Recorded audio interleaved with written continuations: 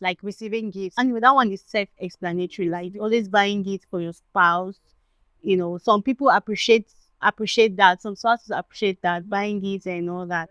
And also some spouses don't have that habit of receiving gifts. They don't have that habit of buying gifts for you, giving their spouse. Like someone once told me that my husband can never go out and then come back with something in his hand. It's not like he doesn't have the money to do it, but it's just a habit for him. He didn't think that it was important. Yeah. Meanwhile, maybe it's something she looks forward to, because giving gifts is a very powerful expression. It's a very powerful expression of love, because you are showing the person that, okay, I thought of you. The thought that goes into the gift is what matters.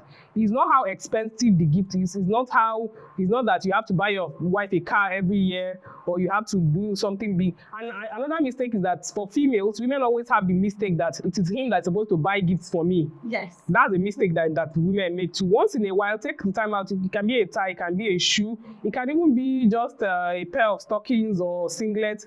The thought that goes into the gift is what really matters. So giving gifts is a very powerful expression of love. If you happen to realize that your spouse's primary love language is giving gifts, then you should endeavor to do it more. And you will see that all the other things you were doing would not weigh as heavy in his heart or in her heart as giving gifts. Yeah. So that's another thing. Yeah, and the act of service too. I'm sure a lot of people want to hear that. In fact, we want their spouse to hear that. Okay, come and listen. Act of service. Yes.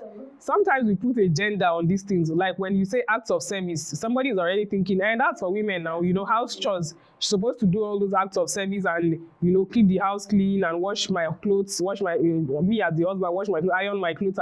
But have you ever taken the time to iron her own, or to do all those things for her too? So we shouldn't. Why she's doing that? This love language cuts across gender. It's not restricted. It's not that giving gifts is for only men to do it. Or a man's primary love language can be receiving gifts, and a woman's primary love language can be acts of service from you.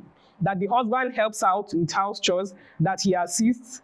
Some men are very, very angry sometimes when they have both come back after a very busy day, and he just crosses his leg in the sitting room and goes to watch his football, and he's paying so much attention to Man U and Chelsea, while she's laboring there in the hot kitchen trying to fix a meal. So even if he's not to participate, just to even pop in and say, okay, how are things here? Is there any way I can help? It's part of it. So acts of service means that once in a while, things are spoiled in the house. You don't expect your wife to start doing the plumbing work, or to start heating windows or things like that. If there are a way you can make the house comfortable for the family, that's your own act of service as the husband.